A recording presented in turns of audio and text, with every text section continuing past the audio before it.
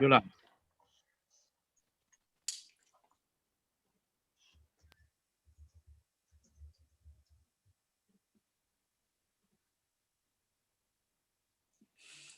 Hello, everybody. Hello, everyone at home. Thank you for, I'm assuming you all just watched The Band Plays On. If not, then you've turned up for a really, really odd Q&A, but welcome all the same. Everybody's welcome. This is welcome one and all.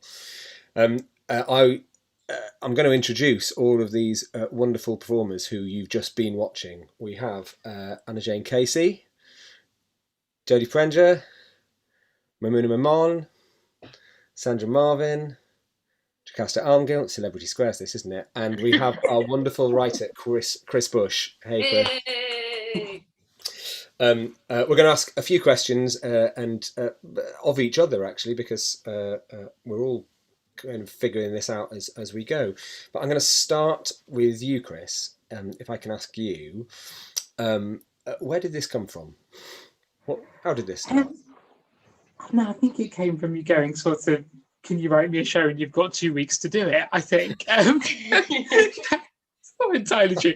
No, I think we started talking about when it became clear that we weren't going to be able to bring back Standing at the Sky's Edge this Christmas just gone. We were sort of talking about new projects to do, and I think we started initially thinking about a sort of, was there more of a sort of Sky's Edge B-sides type project that used other Richard Hawley music and sort of poked into that incredible estate and going, well, we've told the story of one flat and there are 1,000 here.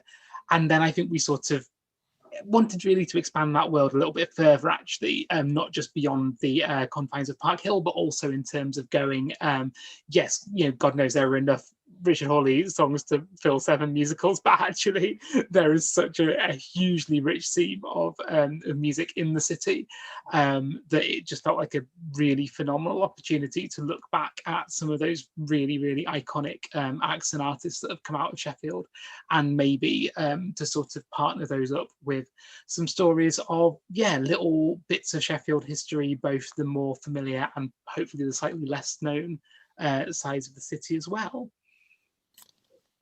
And when did the music come in? How did the song choices come about? I'm asking these questions like I don't know the answers, by the way. I'm pretending that I'm just, you know, regular punter, don't know what the answer is going to be. Chris, when did the music come into this? I mean, I think that we were always, I think the music was there from the word go. It was really sort of integral to the construction of the whole show.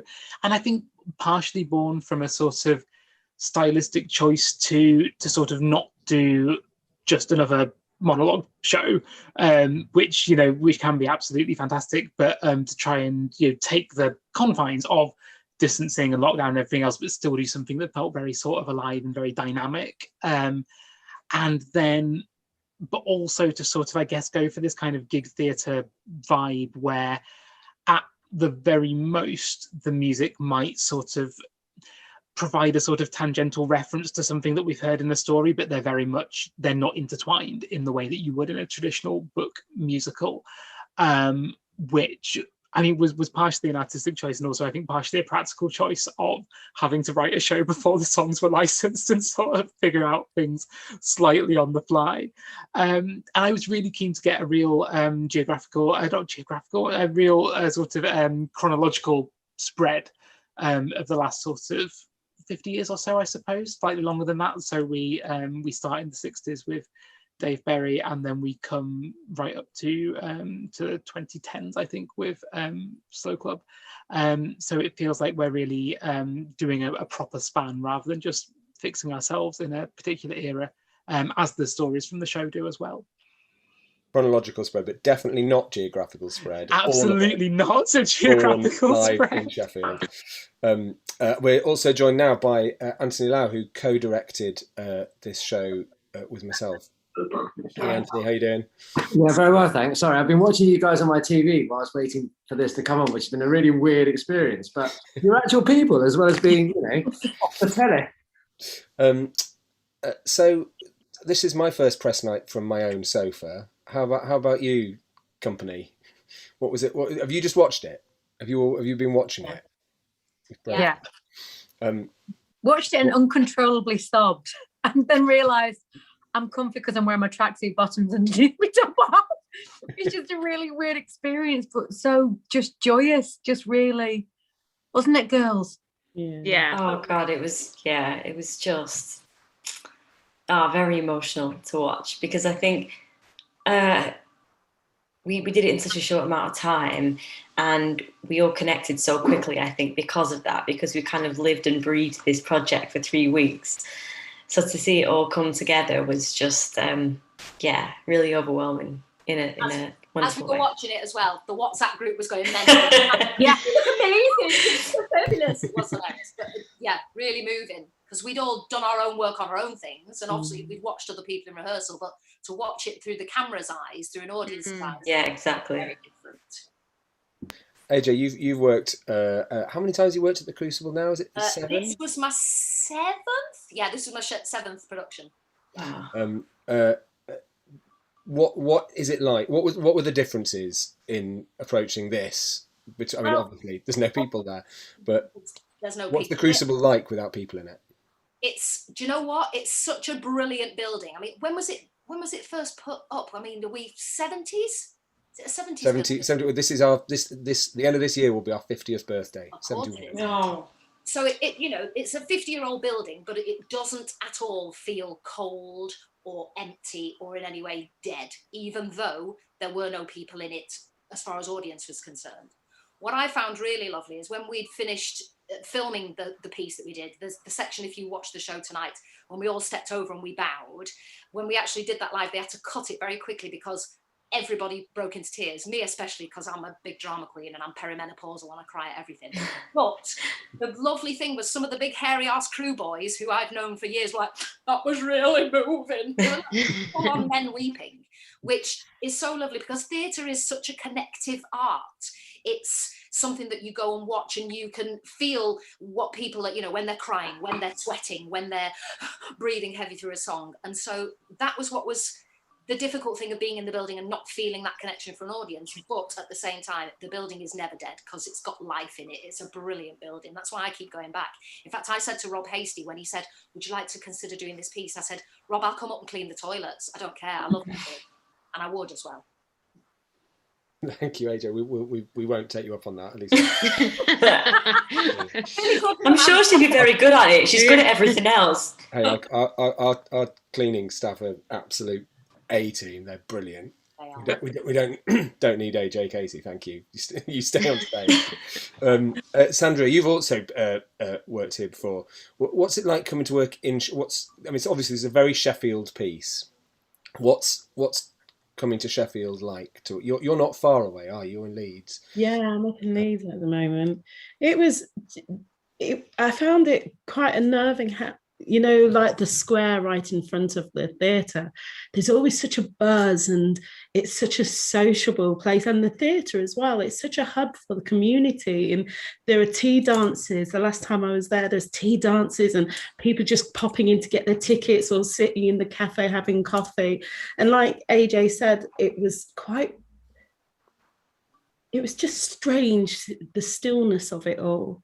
But even though there was stillness and silence, there was still a warmth to the theatre. It's a strange thing to try and put into words. And I've got to say, I just look forward to the time where everyone's rushing about in the theatre again. And, you've got the hustle and bustle in the square outside, people sitting there having their picnics and popping into the coffee shop and stuff. I loved that about the theatre, that it was such a community hub, so integral to the Sheffield community. It was so nice.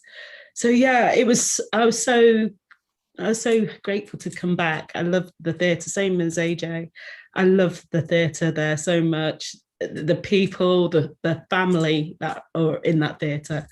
It's always such a joy to come back to. So if I'm ever lucky enough to have the 7, you've set the bar, AJ.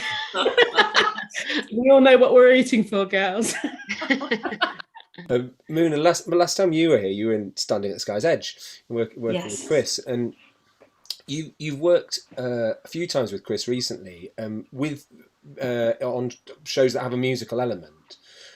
Can you just talk us through what the eagle-eyed viewers will have spotted you playing about 18 different instruments over the course of the evening, supplementing our excellent band headed by Will Stewart, with a variety of different instruments. What can you just talk us through the process of making the music in this show?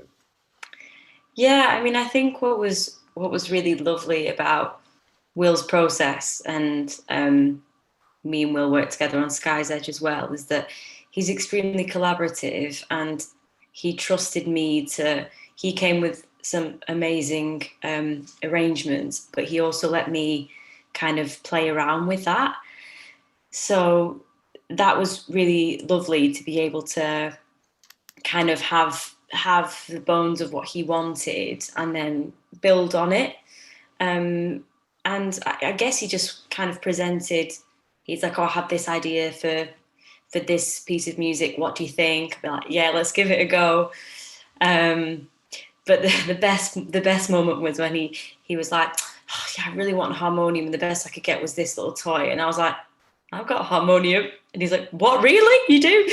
So he drove back to London, and yeah, I got my harmonium. We stuck it in his car, and we brought it back to Sheffield, which was which was great. Even for that little bit in crying game, it was worth it, I think. It wasn't so fun trying to drag all the instruments out at the after we wrapped, but that's the life of a musician, really. But yeah, I loved being part of the musical team as well in this show, because it's the other half of my performance really in the industry. So does that make sense? Yeah, totally. So it was lovely to integrate the two. And do you play football? I used to be putting goals because I was the fat one, so I just used to kind of like be stuck in goals and just chuck myself about a bit, but that's when I was about 8. But since then, regrettably not. Does anyone else? Obviously, you're all had stories that were all had kind of obviously all had Sheffield connections, but and stories from your childhood or your lives, kind of telling a sort of a wider Sheffield story. Do any of those stories ring particularly true for any of you that you were telling? Yes, AJ.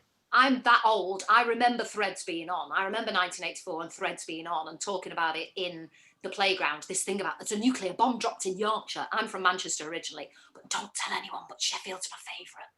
All the Manchester people are now going to lynch me. But I literally remember Threads being on and it being a massive part of the 80s, like, because we were in the middle of the Cold War. There was the threat from nuclear attack all the time. So when I got to read that, I was like, I remember this, I know what this was. So it was very easy for me to then do the character for Shelley, the character of Shelley, to understand that, because I was literally 12 years old in 1984, which is what Shelley was. So strong work there, Chris.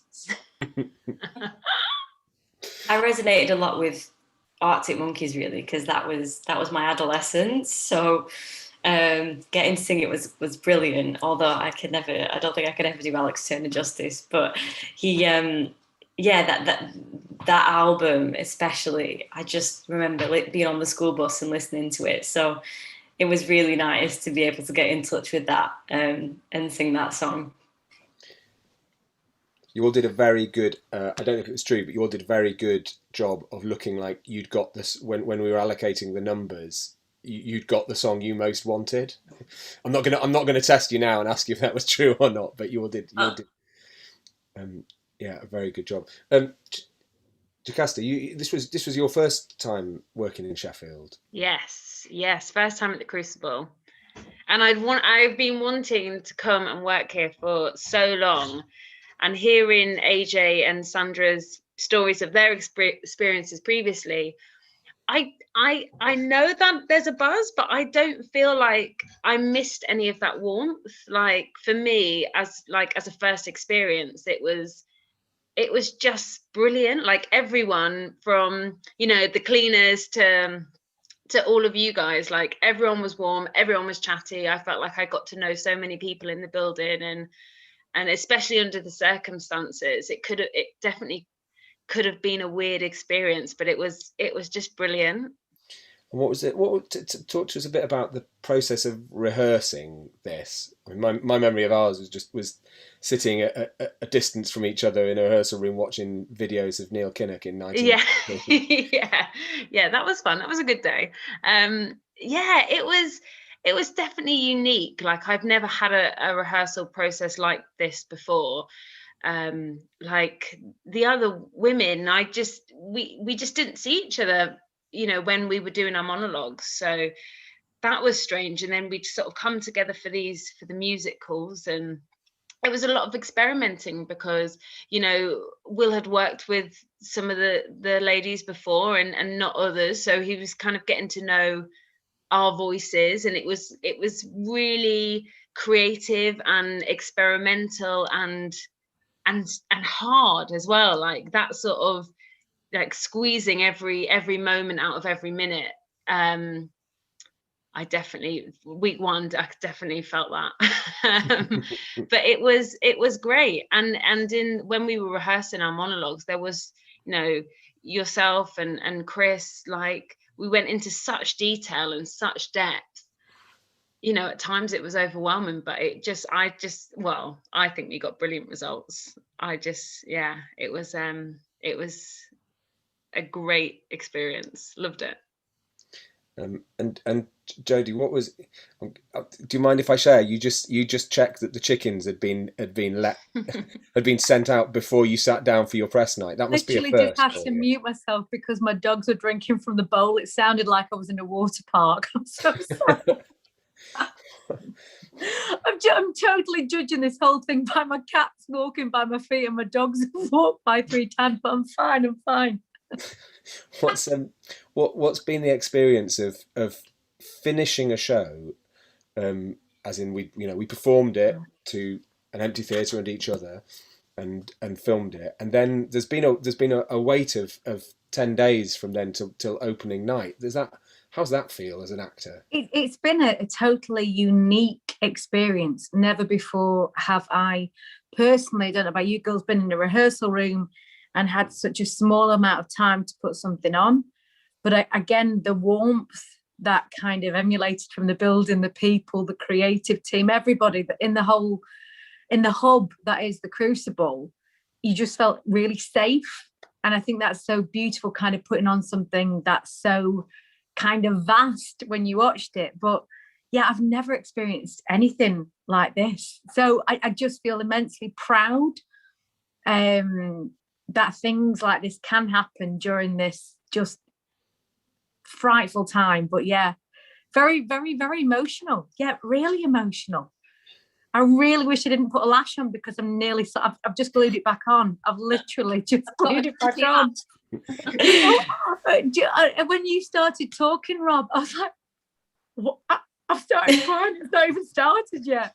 It's brilliant. And just a beacon to everybody in the entertainment industry that, things are still going and we're still fighting forward. So yeah, so a unique experience, just beaming with pride for me. It's, I mean, fingers crossed, we won't be doing this for very long as a substitute for live performance. And yeah, I'd love to see us do this live. But what's the dates, Rob? What's the date? Yeah, come on. I'll put them in my diary. You see us all. Hold on, let me check. Hold on. Yeah, no, free. I'm pretty free, I think. Do we think? Serious question. Do we think that that we'll be seeing more of this kind of accompaniment or kind of project on sort of alongside live performance? Anthony, what do you think about that? Yeah, I mean, I think we can sit next to it, right? Like, it's never going to replace live performance. Like, there's nothing better than seeing you ladies in a room singing and being brilliant. But equally at the same time, I think there are all sorts of reasons why sometimes people can't make it to theatre, like there are all kinds of access needs. There's also the fact that I like to think that what we've made sits somewhere between theatre and film, and within itself is its own thing in its own right, and will only become more nuanced and more evolved. And I think that's an exciting thing too. I think there's room for a bit of both, right? And you know, I think people like the Umbrella Rooms who shot this so wonderfully and brilliantly and expertly, like they're real leaders in the field, and more people are going to be doing things like that and working in that way, and that's only going to open up more opportunities and more new ideas and more kind of like creativity, and I can only applaud that, guess. I saw something that the BBC are going to be streaming some shows from, and thankfully not just London centric, not just the National, because the National are brilliant and have been putting their plays online for ages. But apparently the BBC have taken up, I think there's 5 theatres around the country that they're going to stream shows from and put it onto, you know, mainstream telly, which is brilliant. But like Anthony says, nothing replaces sitting in a theatre and seeing that happen. But if you can run it alongside for, like you say, people who can't make it, who are nervous about being in a room of 1,000 people, then that could be a sideline. But please, let's not let live theatre die. It can't. It just can't. I think it's great though that there is this alternative, because I think the world will never be the same, unfortunately, and I think I'm sure a lot of people have learned as well from this, and you know, it's been a really challenging time. But I think for a lot of people, there might be anxiety issues or things like that about going back into the theatre, sitting shoulder to shoulder with people. And I think it's not just going to be as simple as theatres are back open, let's go inside. I think it's really important that there is an alternative for those people who still want to stay at home or who don't feel quite safe just yet, because I think it's going to be a very gradual process. And that's obviously person to person, experience to experience. But I think it's brilliant that shows like this can be made, because it shows that, yes, it isn't the live experience, but I think it's something very special in itself. It's, like Anthony said, a new form of theatre, that kind of hybrid between film and theatre that's really exciting. Live theatre, you can't beat it. No. I can't wait for the day where you can pack it, you know, where you can pass a packet of Maltesers down the road. You were one of those, were you, Jodie? Right? Get me handbag, do you want a Malteser? No, I've got some wine gums, don't worry. We should have choreographed a Malteser pass, right? Yeah. Oh, that would have been great. We could, if it was live though, we couldn't have gone backstage and under the stage, Muna. How many takes did we have to do? Did we have to get that right? What, the under the stage bit? Yeah.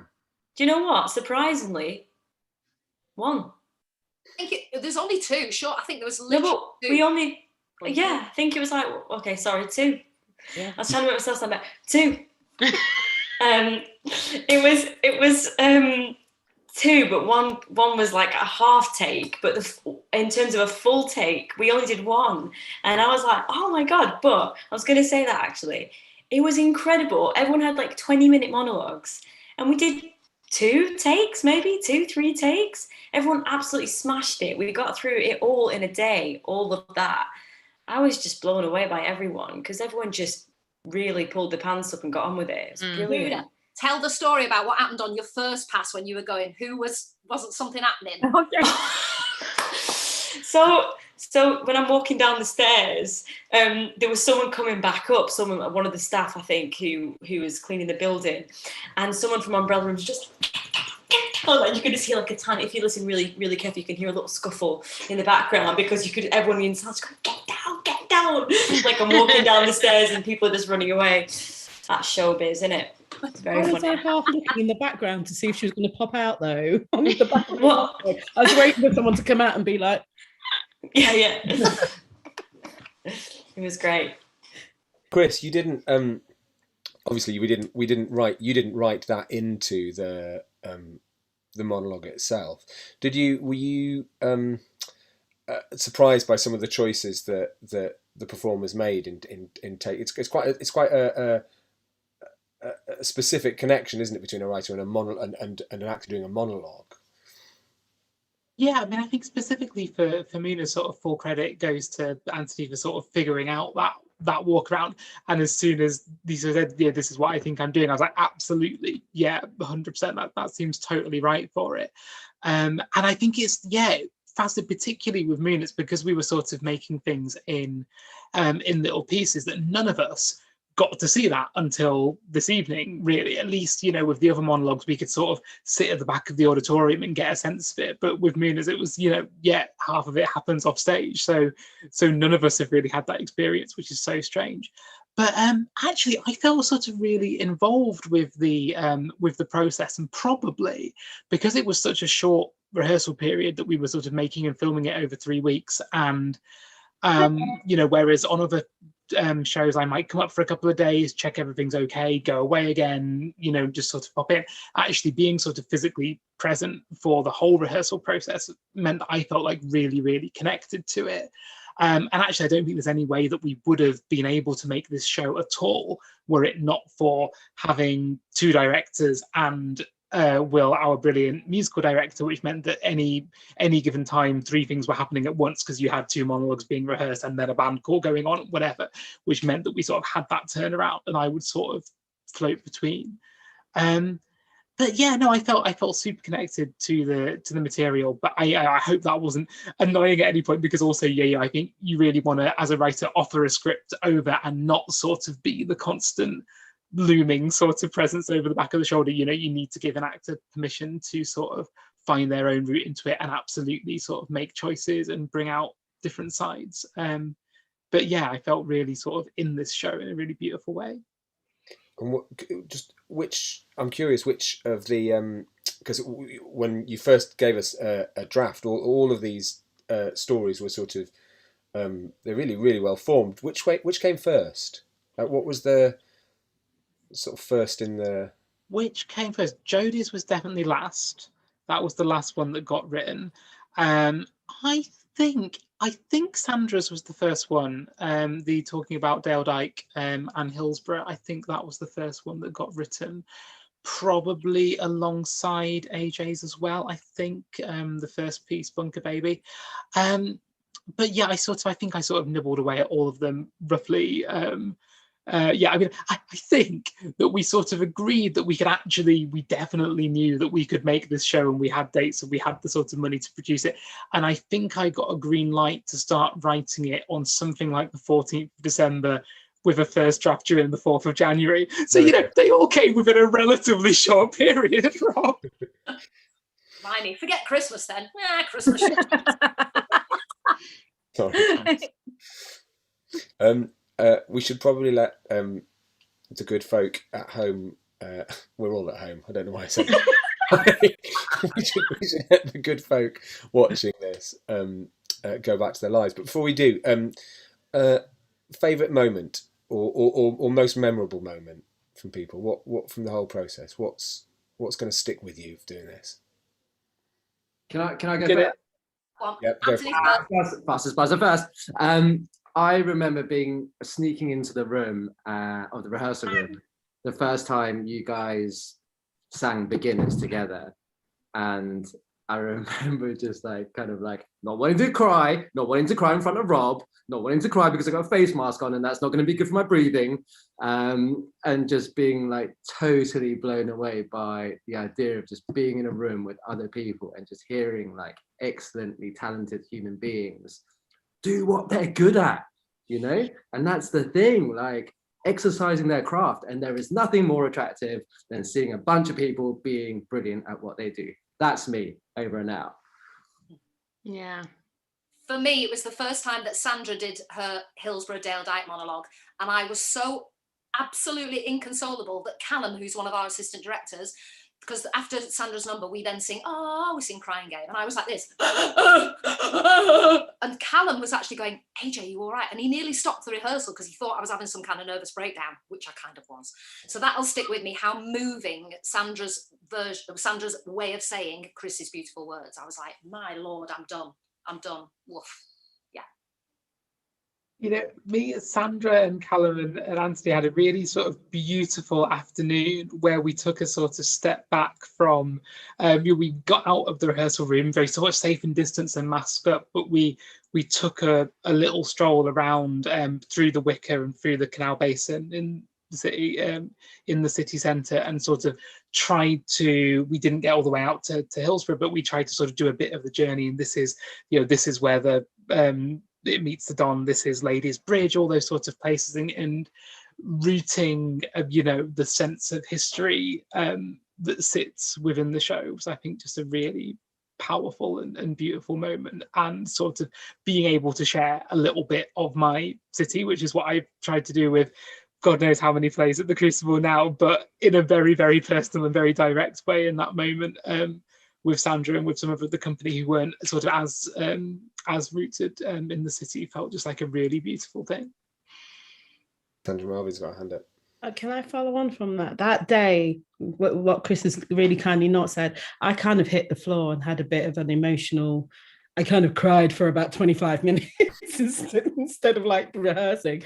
And one of the things that I'll always remember is how close we emotionally became to each other, and how much we all connected. And yeah, that day was really special for me because I really felt like looked after. And then it became something that actually it influenced the piece going forward.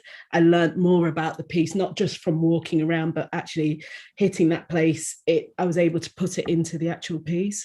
But the way that the ladies and the team, the creatives and everyone, the trust and the connection that I felt that we all had, I'll never forget that. And I'll never forget being in the room as well. And we're all so different as performers and different vocally, and hearing I love harmonies, and just hearing everyone's individual voices and tones and like singing together. It was so special, especially in a time where, you know, we've not had the opportunity to be together and create.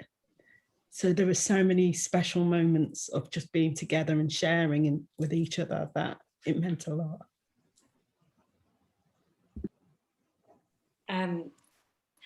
I think for me, there was a moment when we were filming, and for every other monologue, we were on stage, but for Sandra's monologue, we got to sit and watch it in the audience. And I kind of went up in a socially distant manner, stood behind the Umbrella Room guys who had all the screens up. And I got to watch the process of Sandra's monologue being filmed and getting to kind of see it all in action. And the monologue itself is such a moving and, you know, very affecting monologue.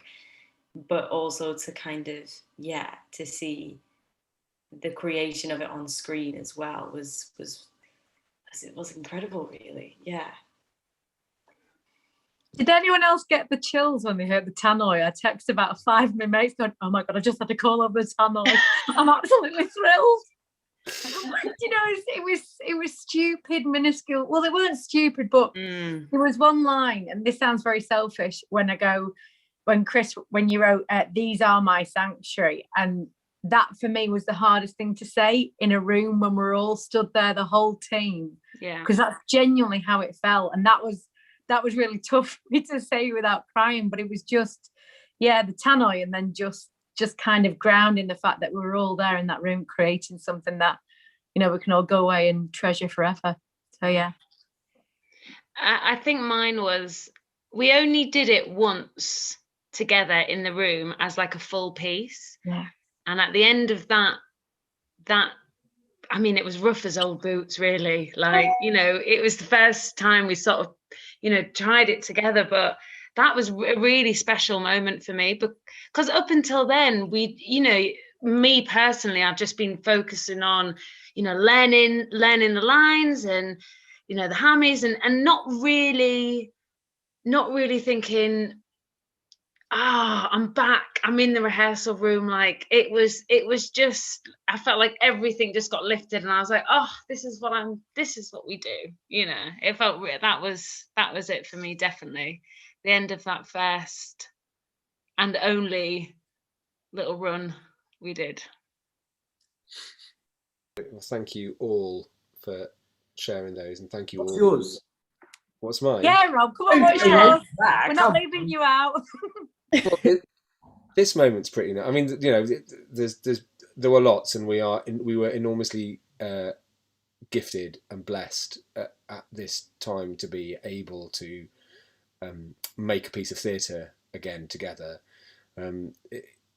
It's been a very difficult time for our colleagues across the industry, and you know, I felt blessed every day we were doing it.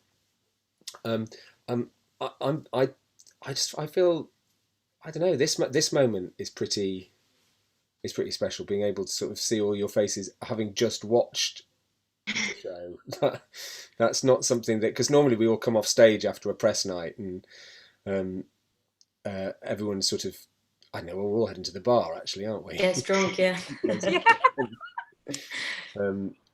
So yeah, we don't get to do this really. We don't get to sort of sit down and talk about the experience. So listen to me trying to make a blessing of a virtue and necessity. That's what. Thank you all for doing this. Thank you everybody who has watched this. I know a lot of the people amongst you who've been watching tonight are loyal supporters of Sheffield Theatres. Your support means an enormous amount to us. It means an enormous amount to us in normal times. It keeps us going, quite literally keeps us going financially. But it means more than I can say right now, because the messages of support that we've had, the generosity in donations, and the warmth of your well wishes have been. That's what's reminded us that it's worth sticking at and trying to do something like this and keep the theatres going so that we can reopen again, which we hope and intend to do very, very soon. Please join us when we do. In the meantime, I'm going to take the opportunity to say, please tell all your friends about The Band Plays On. Yes. Get some more tickets booked, because actually it all helps. I hope you've enjoyed it. I hope you've enjoyed this little chat. I'm sorry I can't take questions from the floor. That's a shame as well. But we'll see you all again very soon in Sheffield Theatres. When we do the live version. Yeah. What were those dates, Rob? I'm writing them down now. Will you bring your chickens, Jodie? In the meantime, thank you very much, AJ, Jodie, Muna, Jocasta, Sandra, Chris, and Anthony, and everyone who is watching this. Take care. See you soon. Bye.